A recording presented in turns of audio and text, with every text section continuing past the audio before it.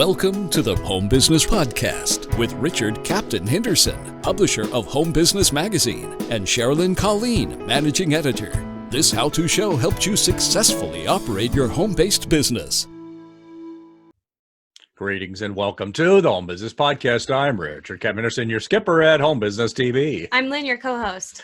Let's gear for sea and get underway with more than 1,500 dating apps and websites. The $2.5 billion matchmaking industry is growing. So how can one brand such as Bumble win over American singles? According to consumer trend expert Jeff Fromm, businesses in all categories can learn 3 powerful strategies from Bumble's immense rise.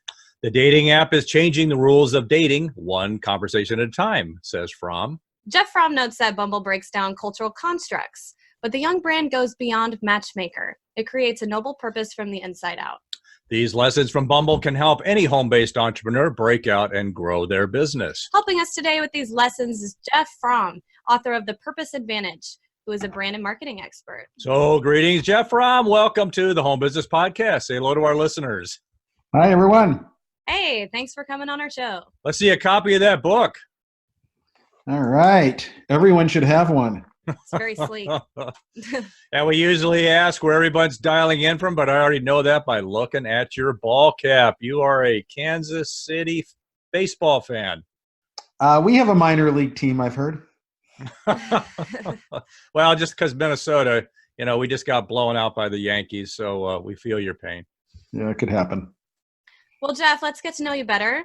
What's your book, The Purpose Advantage, all about, and how do you differentiate yourself as a marketing expert? Well, my book, The Purpose Advantage, is about how brands with a soul win with consumers who are discerning, not disloyal. Today's consumer is a day trader. They trade up and they trade down. If they love your brand, they'll pay a small premium for it. And if they don't, they'll trade away to a low-priced alternative. In terms of my background, I've written 4 prior books on marketing and consumer trends, and I'm a shareholder at ad agency Barkley, as well as a shareholder in 3 operating companies that are separate and unrelated. So one of the rules of thumb is to be diversified. Do you say you consider yourself diversified? I guess. The Bumble dating site is a successful company you highlight. Talk with us a little bit about Bumble's success story. Yeah, I think the important thing for your listeners to know that relates to Bumble is to have a purpose advantage, you compete on functional, emotional, and societal advantages. Functional, emotional, and societal. And you use purpose as a verb metaphorically, because when you look it up, you'll see it's not a verb. So Bumble allows women to initiate functional benefit for an audience that's used to being pinged by men. So they're turning the tables. In terms of a societal benefit and a purpose, this is also empowering women, which is a profoundly important societal benefit. And they're creating emotional connections with their audience. So every business owner should be thinking, how do I build functional, emotional, and societal businesses so that when I launch my product or service, it's so powerful, other people advocate for it on behalf of me as an owner. When other people advocate for your product or service, you've built a powerful brand. So you got to kind of go beyond, delivering your service or product really superior, to make those connections to the point that they become an advocate for you. Absolutely. And when we look at brands, you see a lot of small and mid-sized brands that are beating the pants off of bigger brands. When I say that, I could look no further than your hometown, Minneapolis, where a young fella in college started Love Your Melon and built it into a $30 to $50 million company by adding a purpose advantage. I never understood that one. I'm glad you brought that up with Love Your Melon. It just suddenly, it was like there, and everybody was saying it, and you saw the hats everywhere. People have been making these hats for, 1,000 years, and I don't know, that secret to break out and build a niche like that, it really does say something. Yeah, and I think, so the important thing, whether we're talking about Ben and Jerry's, whether we're talking about Love Your Melon, whether we're talking about Bumble, what you get is you get consumers who are talking about your brand, and word of mouth are so powerful. So what do those brands all have in common? They create functional, emotional, and societal benefits. If you make great ice cream that is flavorful and has a purpose, you win. If you make ice cream that has a purpose that isn't that flavorful, you lose. So you have to have a functional benefit. If the functional benefit isn't there, you're not going to win. But when you add a strong functional benefit to a purpose and sustainability gene, now people have something they can talk about. And you can build a product or service that people want to talk about. Bumble's done just that. They've turned the tables on this dating industry, and as a result, women are empowered and people are talking. So it sounds like we need to put more of a purpose into our podcast. I like, so it's anything you do, you've got to look at those 3 rules you're talking about and think beyond just providing the service that you're providing. Yeah, I think those are the 3. And then there's the 4th ingredient I add, and that is metaphorically using purpose as a verb. So look at the actions your brand can take to drive that home. Brand action gives your employees and your customers reasons to believe and reasons to act. And we see it time and again with great companies. They take action. It's not about advertising. It's about proof to a pretty savvy consumer who, when they see that proof, they'll act on it. That's true across categories and industries. And I think that's what Bumble's bottled up. Well, Jeff, let's focus more on what we can gain from Bumble. What are 3 things home business brands can learn from Bumble's success? I think what they've done in an oversimplification, they've worked on a Venn diagram at the intersection of innovation and brand purpose. So the innovation is a cultural innovation by turning the tables and providing technology that turns the tables to empower women. And then the purpose advantage is empowering women. And so when I think sort of in a model thinking kind of way, I think about companies that sort of add 1 and 1 and make sure that the buyer's getting something like 10. And we use that metaphor like, add 1 and 1 to get more than 2, but Bumble's done that. And innovation is really important to today's consumer. Brand purpose is really important to today's consumer. They've put those 2 things together. And we see that with other brands as well. Every small business needs to know that they have direct and indirect competitors. And you can't only look at the direct alternatives. You have to look at the indirect. And really, empathy is important. What did Bumble do? They empathized with a female buyer who's always been on the other side of that table. So the empathy piece is another piece that small business owners often can get right because they're real close to the customer. And if they're good at listening, then they're going to be able to pick up on those clues and drive growth. Well, Jeff, let's talk a little bit about, you mentioned a little bit with the inside out, that inside out approach. How can a smaller home business, create cultural trends rather than responding to them? I think it starts by identifying what makes the business unique and then creating ritual. And ritual is really important for businesses because it allows people to all sort of gather around common rituals. I'll give you one example. I work at Barclay. It's an ad agency. And for years and years, we've had bring your kid to work day. Now, if you're a 30-year-old woman with a 6-month-old or 1-year-old kid, how awesome is bring your kid to work day? Not. And we've had the same thing again and again and again. And so we took a half step back and said, it's not that we need to eliminate that program, but there are a lot of people starting families later today than ever before. So maybe we need to reimagine that ritual and create bring your parents to work day. And we did, and people loved it. So rituals matter, and you need rituals that are daily, weekly, and more celebratory that are consistent with the culture you're trying to create. And culture is a huge advantage for most high-performing and sort of, brands that are rising, if you will. They create a culture. If I were to look in the pizza category, one might say, doesn't America have enough pizza shops? I say, no, it's America. But listen, Mod Pizza is the fastest growing pizza chain in the category, a category that's been around forever with hundreds of competitors, and they focus on culture. To your point, your question, they hire people who have had a scrape with the law or perhaps had a gap in employment. And as a result, their flywheel works harder because they have a purpose advantage around acquiring employees and retaining employees. And literally, the cost of running a small business when you're a restaurant is all about your ability to attract and retain talent. So when I think about the culture piece, I really want to think in terms of a model. How do I create rituals and how do I build a model that's a winning model? And a lot of companies gloss over culture. What a big mistake. Well, hitting culture a little bit there more for like the smaller business, the home-based business, you can still do that, create that culture, even if you're a one person operation, do that with the people you interact with, your vendors and the people that your clients are. You can still create that culture. Absolutely. And in fact, it should be a little easier to impact culture when you're a smaller company than if you had thousands of employees. Mod started as one restaurant, one unit, right? But that culture is what drove the entire business. And if you have a small business, you have key suppliers, key vendors who can advocate for your business, even if you only have 5 or 6 employees. But the 5 or 6 employees need to be able to deliver on the culture. They need to feel it. They need to feel empowered. I guess you have to kind of tie in your social media and your visual presence online. I guess that can also build into the culture and the message you're trying to send on your business. I tend to think about social media a little differently. I tend to think of it as a way for people to express themselves after you're already doing it right.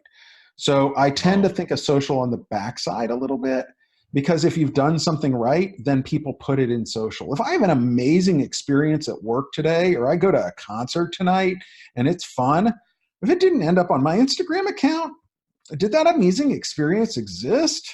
No, of course not. Of course not. So it's about creating that amazing experience and going over the top with your employees to let them know you love them, because they're the ones who love your customers. Well, Jeff, you also talk about cross-category growth.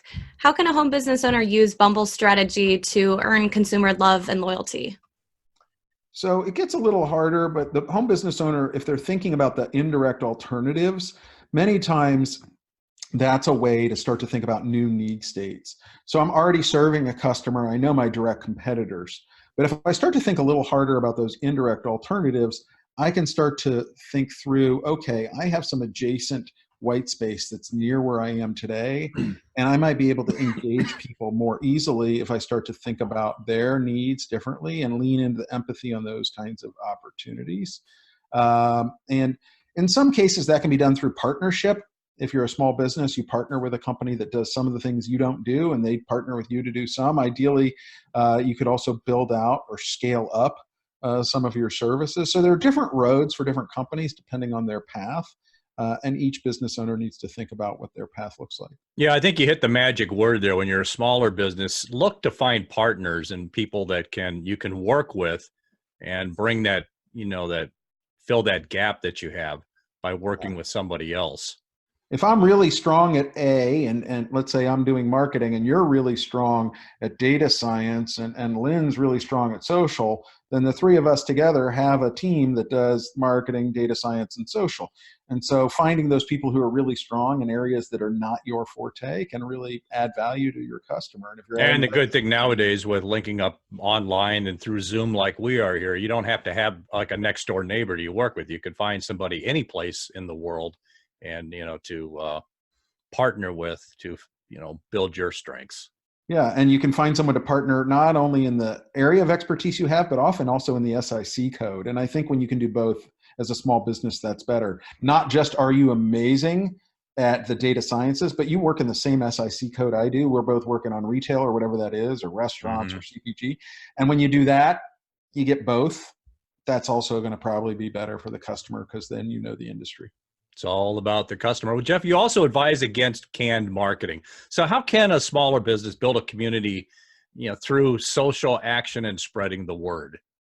Well, perhaps the most explosive growth business on the planet is a small company called Glossier. It was started by a woman who's in her mid-20s today. She now runs $1 billion, that was a B, dollar business.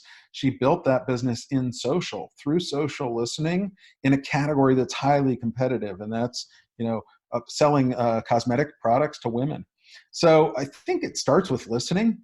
And when you're talking about the consumer, if you can listen and then adjust quickly, rapid prototype ideas, and get people talking about your brand or service because of how exceptional it is, that's the best advertising you can get. And if you can scale that up, anything's possible.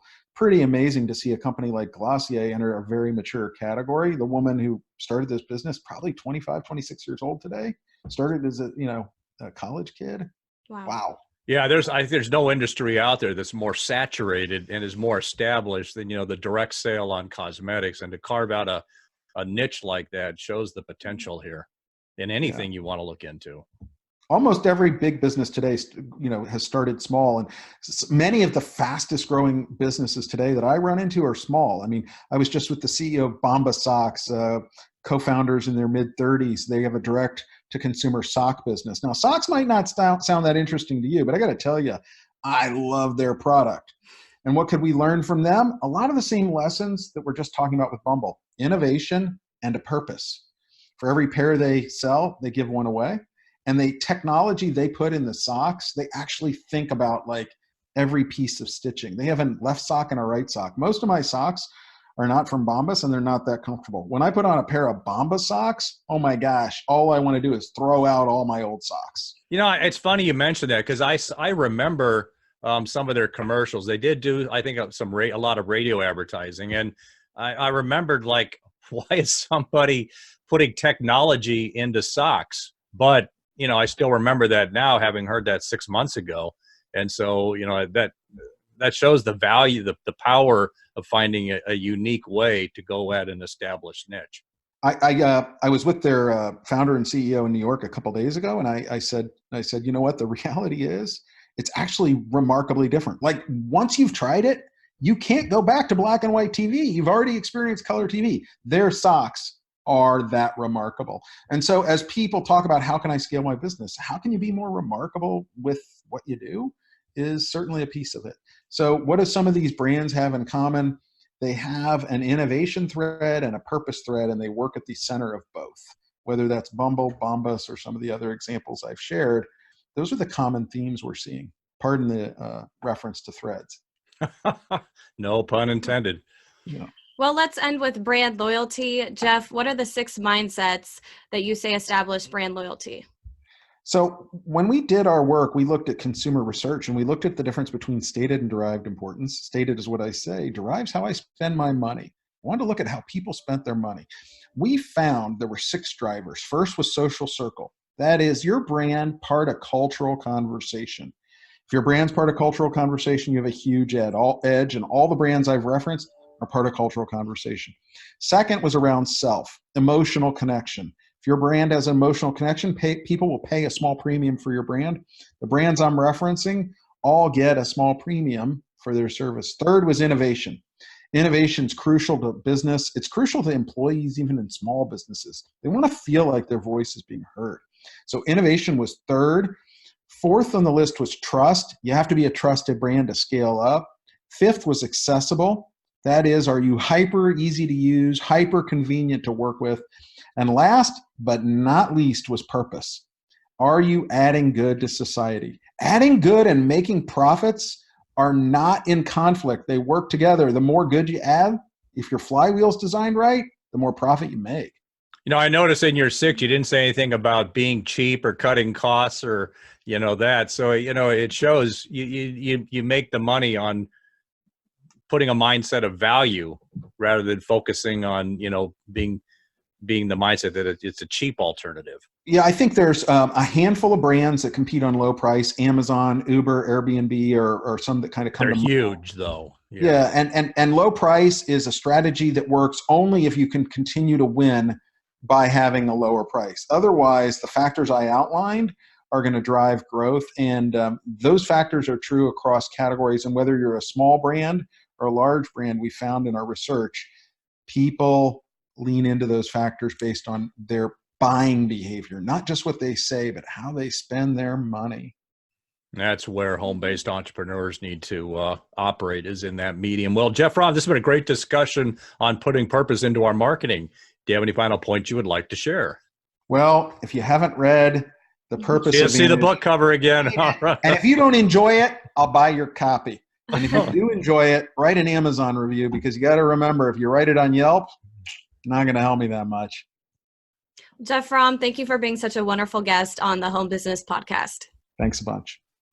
To learn more about Jeff Fromm and his book, The Purpose Advantage, visit jeffromm.com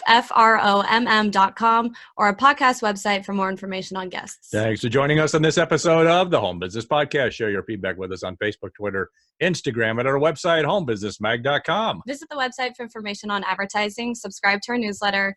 Please visit our sponsors. For more information, visit homebusinessmag.com or the expo at homebusinessexpo.com. I'm Richard Captain Henderson saying anchors away. We'll talk with you soon. Until then, make it a great home-based biz day.